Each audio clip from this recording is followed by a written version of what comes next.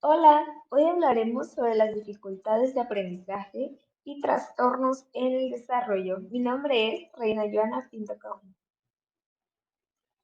Comenzamos hablando de las dificultades de aprendizaje. Pero bueno, ¿qué es una dificultad en el aprendizaje? Para poder saberlo, primero debemos de saber qué es una dificultad. La RAE nos menciona que una dificultad es una situación, circunstancia u obstáculo difícil de resolver o superar. Dicho esto, podemos definir que una dificultad en aprendizaje puede tener millones de conceptos, definiciones, según la forma de pensar, según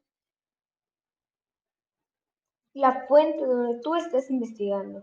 Aquí lo vamos a definir como dificultades de aprendizaje que están constituidas por un conjunto heterogéneo de problemas cuyo origen es probablemente una disfunción en el sistema nervioso central. Existen tres criterios que se deben de cumplir para definir una dificultad en el aprendizaje. El primero es la discrepancia entre el potencial del aprendizaje y la ejecución. Es decir, que no hay una coherencia, no hay un acuerdo entre el potencial que el alumno presenta y la ejecución que él realiza. Como segundo punto, tenemos el retraso académico no explicado. Y en tercer lugar, tenemos el aprendizaje no puede realizarse mediante los métodos ordinarios. Y no es que haya un impedimento para seguir los métodos ordinarios, sino que no tienen buenos resultados en el aprendizaje del alumno y estos deben de ser renovados. Muchas veces las dificultades en el aprendizaje se identifican en la escuela. ¿Por qué? Porque cuando un alumno no puede aprender dentro de una aula ordinaria es porque algo está pasando.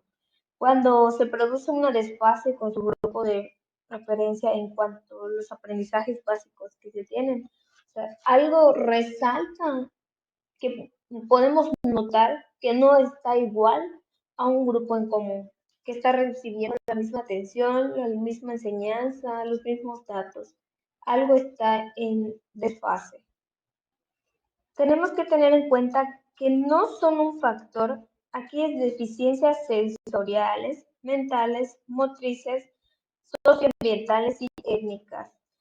Igual podemos hablárselo a cierto grupo, a ciertos alumnos, se les brinda este apartado que se llama atención a la diversidad, ya que reciben cierto refuerzo educativo donde se realizan adaptaciones curriculares individualizadas acorde a la necesidad que se presenta.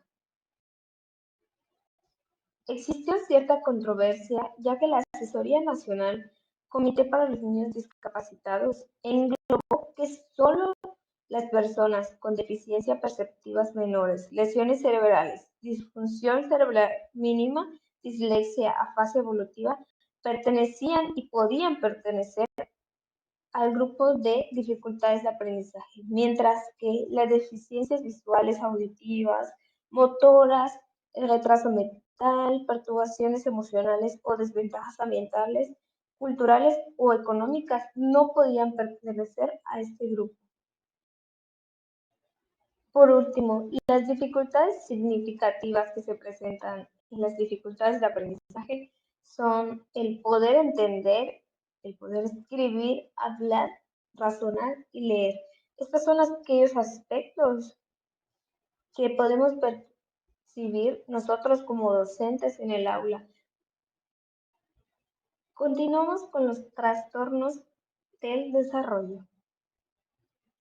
Comenzamos, como siempre, definiendo qué es un trastorno y nos dice que es una perturbación de las funciones psíquicas y del comportamiento.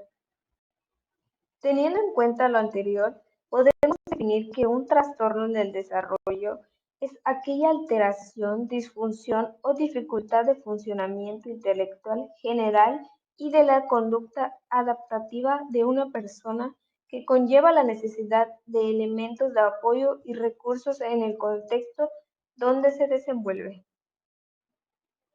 Este se puede presentar en etapas prenatales, durante la niñez e incluso durante la adolescencia.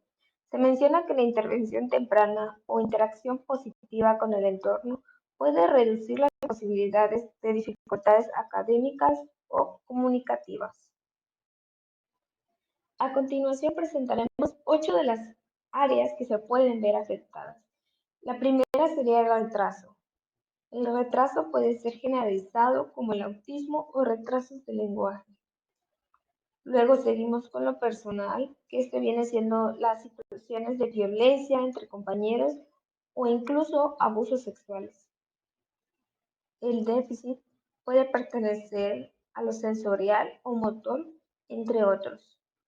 Los estados de ánimo, en este caso ponemos el ejemplo de la depresión, el nivel de activación, como sería el trastorno de ansiedad, o incluso psicopatologías en la infancia, como el trastorno de Rett, trastorno desintegrativo infantil, trastorno de Asperger, trastorno del desarrollo generalizado no especificado.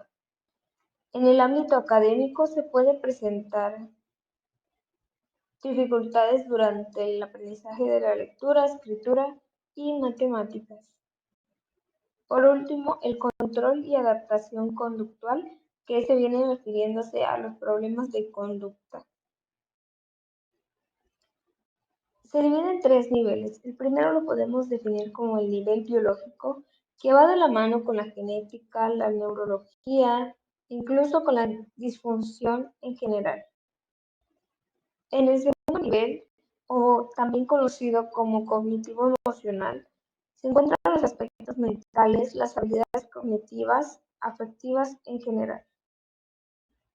Por último, tenemos el tercer nivel, o también conocido como conductual, donde se presentan las respuestas